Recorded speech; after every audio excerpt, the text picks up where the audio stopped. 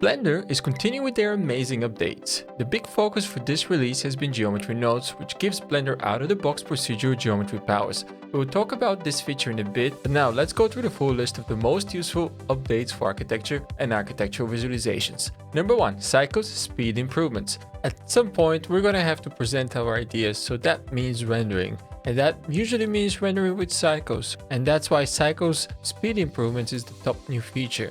Cycles has gotten a series of tweaks that have made it much faster to render. Along with speed improvements, we also get to use ambient occlusion and the bevel nodes with Optix, so no need to readjust materials just to render on powerful GPUs. It is now also possible to render both on Optix and with CPU, further improving rendering speeds. Lastly, when starting to render in cycles, the scene export process into cycles from Blender is multi-threaded, so that should speed up the process significantly as well. Number 2. Interactive primitives. I've talked about this before, but it has now officially landed. Interactive primitives is a new tool that allows you to draw cubes, spheres, cylinders, and cones to any size without having to start with the good old 2x2 default cube or plane.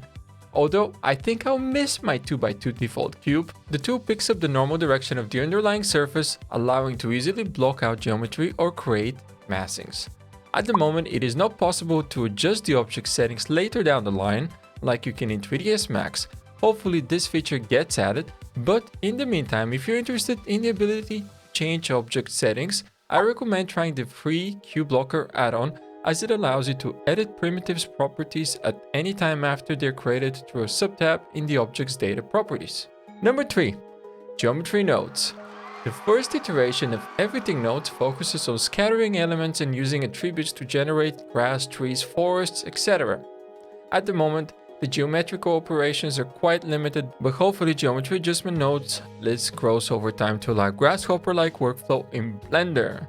And yes, it already does exist with the Russian Blender, Sverchok, which is an add-on for architectural procedural modeling within Blender, but it would be really nice to have a lot of these features out of the box.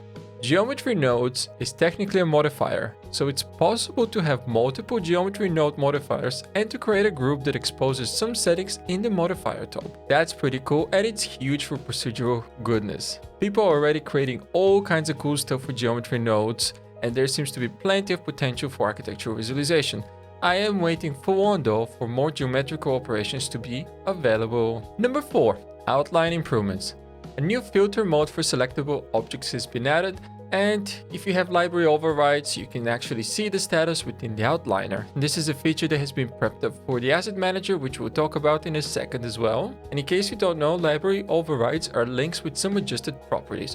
Although at the moment they're geared more towards animation, I can imagine having a building backdrop, wishing to vary it a little and being able to adjust the material even though the asset is still linked. And lastly, some miscellaneous improvements. It is now possible to copy a single modifier to selected objects, and there's a new exposure node added into the compositor, so if you want to, you can adjust your exposure within the compositor as opposed to within the rendering UI settings. For example, we can have a mist pass or a depth pass that exposes the background more, the foreground, or vice versa. If you enjoyed this video, please give it a thumbs up. So what more do we have to look forward to in upcoming versions of Blender? The Asset Manager. This was a feature that was meant to be available now for Blender 2.92, but it got pushed back to focus more on geometry nodes and polishing the Asset Manager a little bit more for the upcoming release. With the Asset Manager, I think some pretty amazing things are going to be available, like linked assets with geometry nodes, and later down the line, everything nodes,